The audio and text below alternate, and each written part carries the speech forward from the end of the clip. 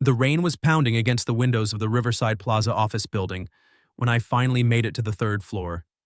It was well past 8 p.m., and the place felt like a ghost town, empty hallways echoing with the faint hum of fluorescent lights and the occasional creak from the old ventilation system.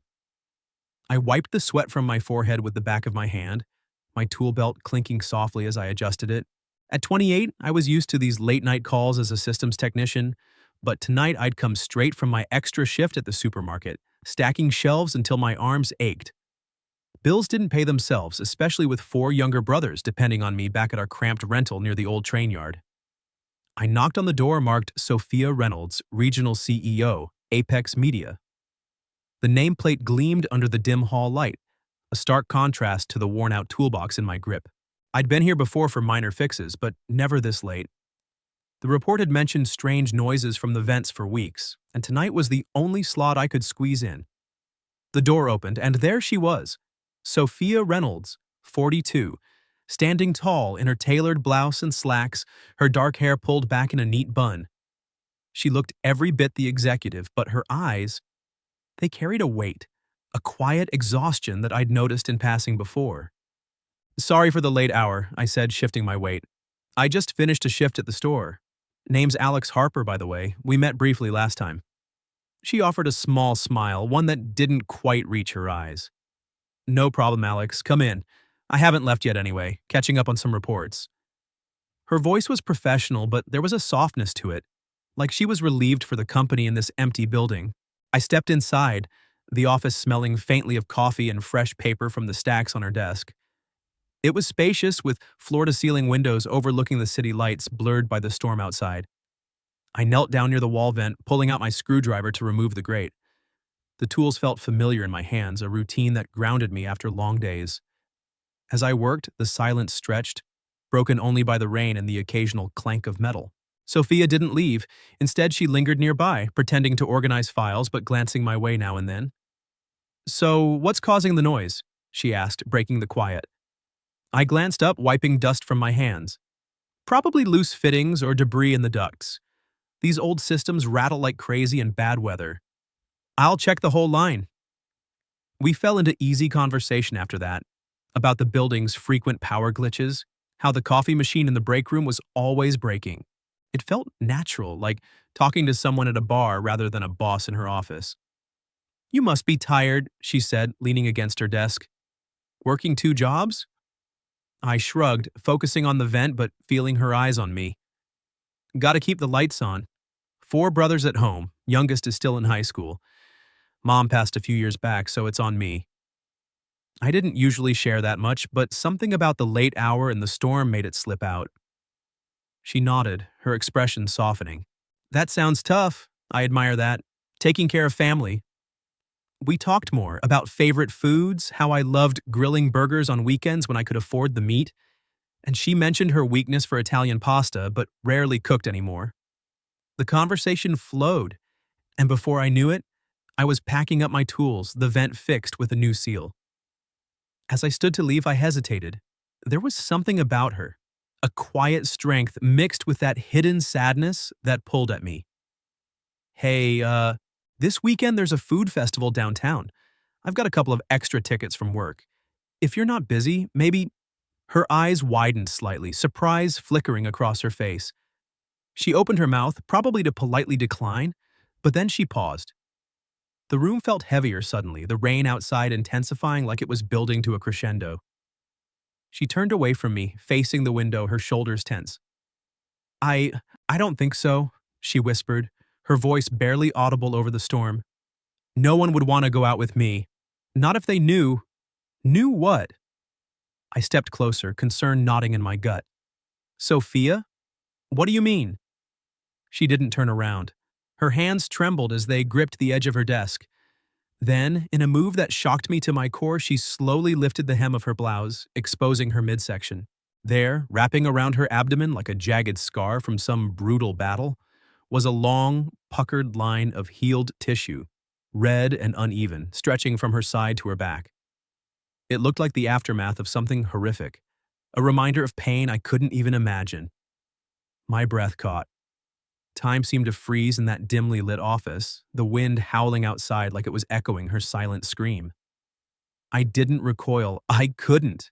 Instead, I felt a surge of empathy crash over me, mixed with anger at whatever had caused this. Sophia, I said softly, my voice steady despite the storm inside me. She dropped her blouse, turning to face me with tears glistening in her eyes. It's from the surgery, cancer. They removed a tumor 2 years ago. I've been in remission, but this is what it left. No one stays after they see it. They all leave. The high point of the moment hit me like lightning. The vulnerability in her eyes, the raw honesty of her confession. My heart pounded, a mix of shock and protectiveness. I'd noticed her guarded nature before, the way she avoided close contact during our brief interactions, but now it all clicked. I've seen that scar before, I said, my words coming out firmer than I expected. Not with my eyes, but in the way you hide yourself, the way you work late to avoid going home alone. It doesn't scare me, Sophia. I'm not going anywhere. She stared at me, her breath hitching. The tension in the room peaked, the air thick with unspoken fears and possibilities.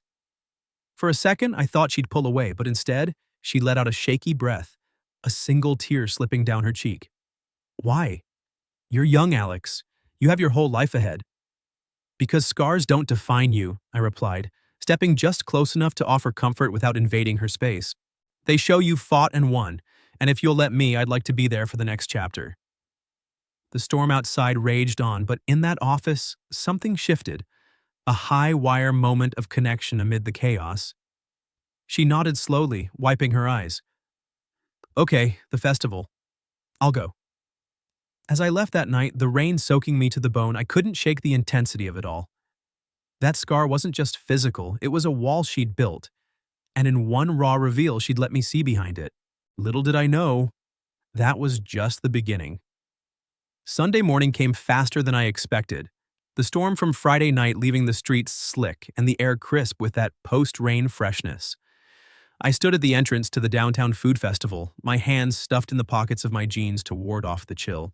The place was already buzzing. Vendors setting up booths with sizzling grills, the smell of fried dough and spices wafting through the air, kids laughing as they darted between crowds. I'd grabbed 2 tickets from a promo at work, figuring it was a low-pressure way to spend time with Sophia if she actually showed. Part of me wondered if she would. After that intense moment in her office, the vulnerability she'd shown with her scar, I wouldn't blame her if she backed out. But then I saw her weaving through the entrance gate, wrapped in a gray, high-collared coat that hugged her frame, her hair loose for once, catching the sunlight.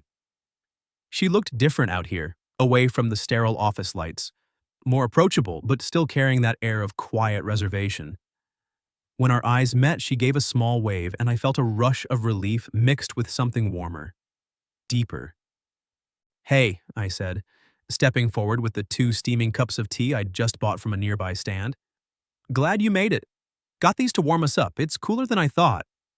She took one, her fingers brushing mine briefly, sending an unexpected spark up my arm. Thanks, Alex. I almost didn't come. Crowds aren't really my thing anymore. Her voice was light, but I caught the hesitation, the way she scanned the bustling fairgrounds like she was bracing herself. No pressure, I replied, handing her the free tasting ticket. We can just wander, grab some food, and if it's too much, we bail. Sound good? She nodded, and we started walking through the rows of booths. The festival was in full swing. Local chefs dishing out everything from gourmet sliders to exotic fusion tacos, live bands warming up on a small stage near the town hall. We sampled a few things: spicy Korean barbecue skewers, fresh lobster rolls from a Maine-inspired truck. Sophia laughed when I burned my tongue on a hot empanada, and for the first time I saw her relax a bit, her shoulders dropping as we chatted about nothing important. The best street food we'd ever had, how I once tried to make homemade sushi for my brothers and ended up with a kitchen disaster. We found a spot on the stone steps of the old town hall away from the thickest crowds and settled in with a plate of loaded tacos between us. The sun was peeking through the clouds now, casting a golden hue over everything, and the distant twang of country music from a nearby performer added to the laid-back vibe.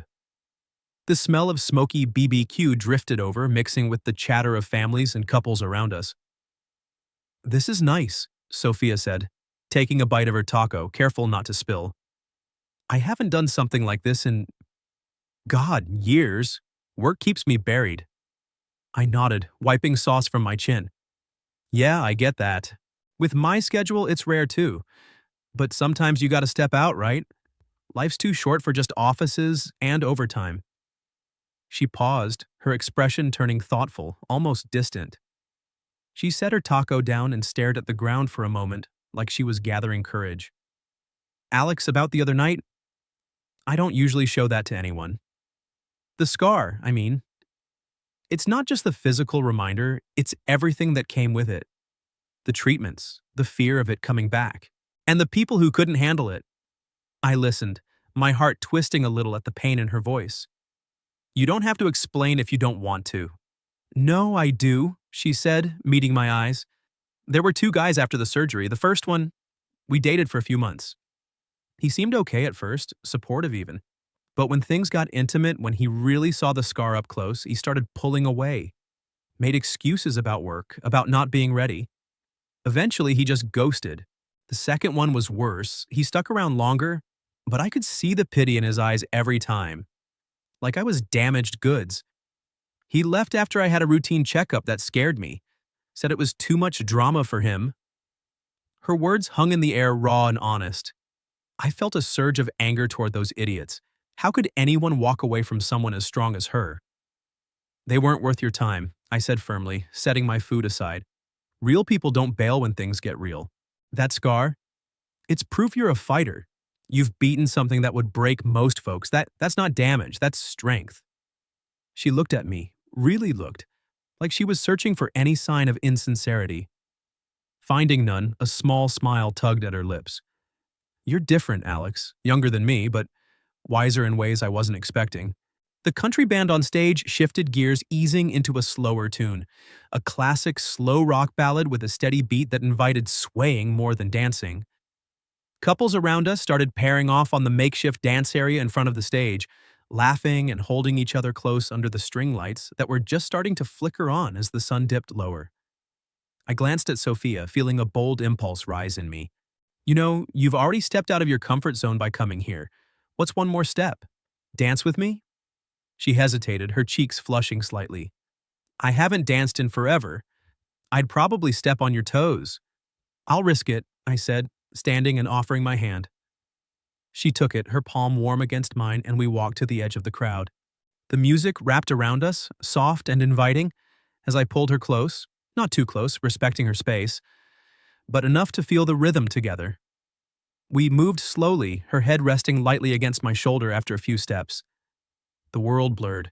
The smells of food, the laughter, the lights, it all faded into the background. For her, I could tell, it was a moment of letting go, of feeling alive again without the weight of her past dragging her down. As the song ended, she looked up at me, her eyes shining. Thank you, Alex. For this. Anytime, I whispered, my heart racing from more than just the dance.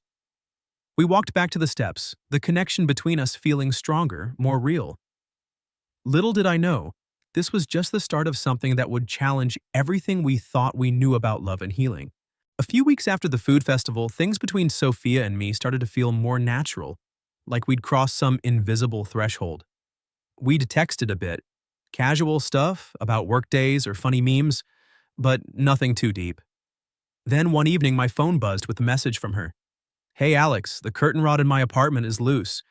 Any chance you could take a look? I'll order pizza as thanks. I smiled at the screen. It was a practical excuse, but I sensed there was more to it. Her apartment was on the same third floor as her office, a converted space in the Riverside Plaza building that she'd turned into a cozy home to avoid long commutes.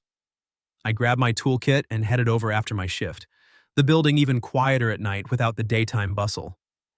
She answered the door in a simple sweater and jeans, her hair down, looking more relaxed than I'd ever seen her. Come on in, she said, stepping aside. The place was elegant but understated. Soft lighting from lamps, bookshelves lined with novels and business tomes, a record player in the corner spinning old jazz tunes. The air smelled faintly of vanilla candles, and through the large windows the city lights twinkled like distant stars. Pizza's on its way, she added, leading me to the living room where the curtain rod hung crookedly over the window. I set to work, tightening screws and checking the brackets, while she poured us glasses of red wine. Merlot, okay, I needed something to unwind after today. Perfect, I said, accepting the glass once I was done. The jazz melody filled the room, a slow saxophone weaving through the silence. She sat on the edge of the couch staring out the window, her fingers tracing the rim of her glass. I joined her, keeping a respectful distance, sensing the shift in the air. This wasn't just about the curtains. We talked lightly at first, about the music, how she loved vinyl because it reminded her of her parents' old collection. But as the wine loosened the edges, her voice grew quieter, more introspective. I haven't had anyone over like this in a long time, she admitted, her eyes fixed on the glass. After the surgery, I couldn't sleep for months. The pain, the meds, the fear, it all kept me up. I'd lie there staring at the ceiling, wondering if I'd ever feel normal again. I set my glass down, turning to face her fully. Her vulnerability hit me again, just like that night in the office. But this time it felt deeper, more intimate in her personal space. That sounds brutal, I said softly. I can't imagine going through that alone. She took a sip, her hand steady but her voice wavering. And intimacy? Forget it. No one's touched me since, not really. The scar, it's not just ugly, it's a reminder that my body's betrayed me once. What if it does again? The words hung heavy, the jazz swelling in the background like it was underscoring her confession. I felt a pull in my chest, a mix of empathy and admiration for her strength. I wanted to reach out, but I held back, respecting the walls she'd built. Instead, I shared a piece of myself. My mom died of a heart attack when I was 22. Sudden, no warning. One day she was making dinner, laughing about my brother's latest prank, and the next, gone. After that, it was just me and the boys in that rundown rental. We'd eat ramen noodles for weeks, huddling around an old radio for entertainment because we couldn't afford cable. I took every job I could to keep us afloat, fixing things, stocking shelves. It was lonely, like carrying the world without anyone to share the load. She looked at me then, her eyes softening with understanding. That must have been so hard. You're only 28 now. You've been doing this for years. I nodded, the memories stirring a familiar ache. It was, still is some days. But it taught me that life's too unpredictable to waste on superficial stuff. People matter more than perfection. The room felt charged, the wine warming us both as the saxophone faded into a softer piano riff. Sophia set her glass on the coffee table, her gaze meeting mine with the intensity that made my pulse quicken. Alex, I don't know what this is between us. You're younger, full of life. I can't promise anything easy. The checkups, the fears, they're part of me. I don't need promises, I said, my voice low but sure. But if you'll let me stick around, I won't touch those wounds unless you want me to. No pressure, no rush, just being here. For a moment, the world narrowed to the space between us, the soft glow of the lamp, the distant hum of the city below. Then slowly she reached out, her hand finding mine. Her fingers intertwined with my own, warm and tentative, like she was testing the waters after years of drought. I didn't pull away. Instead, I squeezed gently, feeling the connection spark something real, profound. The room seemed to hold its breath, the jazz wrapping around us like a promise of more nights like this. We sat there, hands linked, the silence speaking volumes. Pizza arrived eventually, breaking the spell, but that touch lingered, a quiet milestone in whatever was building between us. A month slipped by in a blur of stolen moments, each one building on that quiet night in her apartment. Sophia and I fell into a rhythm. Late-night coffees at hole-in-the-wall diners after my shifts, simple dinners at local spots where the lighting was dim and the conversation stretched long. We'd talk about everything and nothing. Her latest publishing deal that kept her up at night, my brother's antics that made me laugh even when I was bone-tired. The age gap between us, 14 years, rarely came up directly, but it lingered in the background, a subtle undercurrent in the way she'd sometimes pull back, her eyes searching mine for signs of doubt. I didn't push. I knew her scars ran deeper than the one on her skin. But with every date, I felt us growing closer. One evening, we met at a small Italian bistro downtown, the kind with checkered tablecloths and candles flickering in old wine bottles. She looked stunning in a simple black dress, but there was that familiar guardedness in her posture as we sat down. Busy week? I asked, pouring her a glass of Chianti. She nodded, swirling the wine in her glass. Always. But it's good to see you. You make the chaos feel manageable. We ordered pasta, hers with extra garlic, mine loaded with meatballs, and eased into the evening. As the meal wound down, though, I noticed her growing quieter, her fingers tracing patterns on the tablecloth. Alex, she said finally, her voice low. This has been nice, really nice, but I keep waiting for the other shoe to drop. What do you mean? I leaned forward, concern knitting my brows. She met my eyes, a mix of vulnerability and resolve in her gaze. The age thing. I'm 42. You're 28. You've got energy, dreams, a whole future without complications. And me? I've got history. The cancer might be in remission, but the checkups, the what-ifs, they're always there. I see the way people look at us sometimes, whispering. What if you wake up one day and realize this is too much? Her words hit like a gut punch, stirring up my own insecurities. I'd thought about it too. The stares from strangers, the subtle judgments. My brothers had teased me at first, calling her the boss lady, but they'd come around after meeting her. Still, hearing her voice those fears made my chest tighten. Sophia, I don't care about the whispers. And as for the future, yeah, it's uncertain for everyone. But I'm not here for easy. I'm here for you. She shook her head, a sad smile playing on her lips. You're sweet, Alex, but I've been left before. Those guys, they couldn't handle the reality. The doctor's visits, the fatigue on bad days. What if you can't either? We paid the bill and walked out into the cool night air, the city streets alive with headlights and distant sirens. I took her hand as we strolled toward her building, our fingers interlacing naturally now. Let me prove it, I said. I'm not going anywhere. Back at her apartment, we settled on the couch for a movie, an old black and white classic she'd picked, something light to unwind. The screen glowed softly, casting shadows across the room as we leaned into each other. Halfway through, during a quiet scene, she paused the film and turned to me, her head resting on my shoulder. Alex, she whispered, her voice barely above the hum of the city outside. Do you know what you're getting into? Loving someone who might disappear any moment? Those recheck appointments. They exhaust me. They remind me how fragile this all is. The weight of her words settled over us, the room feeling smaller, more intimate. I could hear the fear in her tone, the scars talking, not just the physical one, but the emotional ones from years of battles fought alone. My heart ached for her, but it also swelled with a fierce protectiveness. I shifted to face her, cupping her cheek gently with my hand. I know exactly what I'm getting into, I said, my thumb brushing her skin. And yeah, it's scary. But those appointments? They're what keep you here fighting. They're why you're so strong. If you'll let me, I'll be there for them, for the good days and the tough ones. Tears welled in her eyes, but she didn't pull away.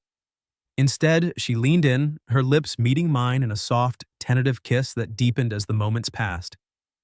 It was different from the festival dance, more raw, more real. When we broke apart, I pressed my forehead to hers, whispering, I'm not leaving, Sophia. Not now, not ever. She nodded, a single tear slipping down her cheek, which I wiped away. We restarted the movie, but neither of us was really watching anymore. Curled up together on that couch, the fears she'd voiced hung in the air. But so did the promise I'd made. It wasn't a fix-all, but it was a start. A bridge over the chasm her past had carved. 6 months flew by in a haze of shared routines and deepening trust, turning what started as tentative dates into something solid, unbreakable. I'd moved into Sophia's apartment gradually, first leaving a toothbrush, then a drawer of clothes, until one weekend we made it official. The place on the 3rd floor of Riverside Plaza, once just her solitary haven, now felt like our home. I'd taken over the little fixes, replacing burnt-out light bulbs in the high ceilings, tightening the leaky faucet in the kitchen, even brewing her morning tea with just the right amount of honey. It was the small things that made it real, like coming home after a long shift to find her reading on the couch, smiling up at me as if I'd hung the moon. Sophia had her routine checkups every few months, and I'd started going with her. The first one was tense, waiting in that sterile doctor's office, holding her hand while the nurse drew blood, listening to the oncologist review scans with a practiced calm. Everything looked stable, the doctor had said that day, and Sophia's relief was palpable, her grip on my hand loosening as we walked out into the sunlight. "Still in remission," she whispered in the car, leaning her head against my shoulder. "Another win." I nodded, kissing the top of her head. "We're racking them up." Life wasn't perfect.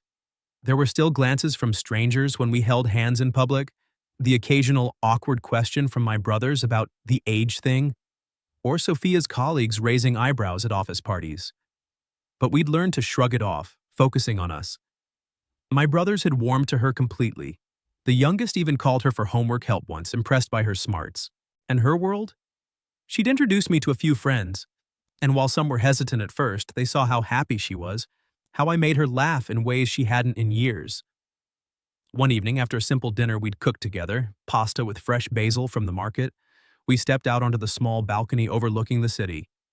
The sky was clear, stars piercing through the urban glow, a rare sight in the bustling downtown.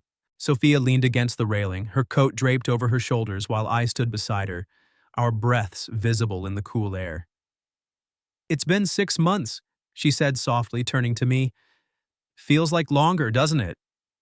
I wrapped an arm around her waist, pulling her close. "In the best way. Like we've crammed a lifetime into it." She looked up at me, her eyes reflecting the city lights. "Alex, if I ask you something and it's too soon, just say so. No hard feelings." My heart skipped a beat, curiosity peaking. "Shoot."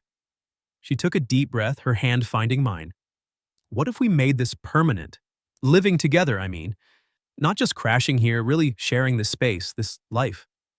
I felt a grin spread across my face, warmth flooding through me despite the chill. "Permanent? Sophia, if you're asking me to stay for good, hell yes. I'd replace every vent in this building if it meant waking up next to you every day." She laughed, a genuine light sound that echoed off the balcony walls. "You're ridiculous, but yes, let's do it. No more back and forth to your place. This is home now."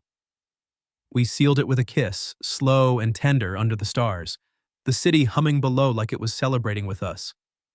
Later that night, as we sat back inside before the glass door, the same one that reflected our silhouettes like a mirror, I couldn't help but reflect on how far we'd come. It started with a faulty vent, a late-night fix that led to her revealing her scar, her fears. I'd been drawn in by her strength, her quiet resilience, and now, here we were, building a future together. "Thanks for not going anywhere," she murmured, her head on my chest as we lounged on the couch. I stroked her hair, feeling the steady beat of her heart against mine. "I'm right where I need to be. You fought through hell to get here. I'm just honored to be part of the after." As the night deepened, staring at our reflection in the glass door, I saw us. A young guy who'd shouldered family burdens too soon, and a woman who'd stared down death and come out stronger. The age difference? It didn't matter anymore. It was what made us work. My energy balancing her wisdom, her experience grounding my optimism. We'd proven love wasn't about matching timelines. It was about choosing each other, scars and all.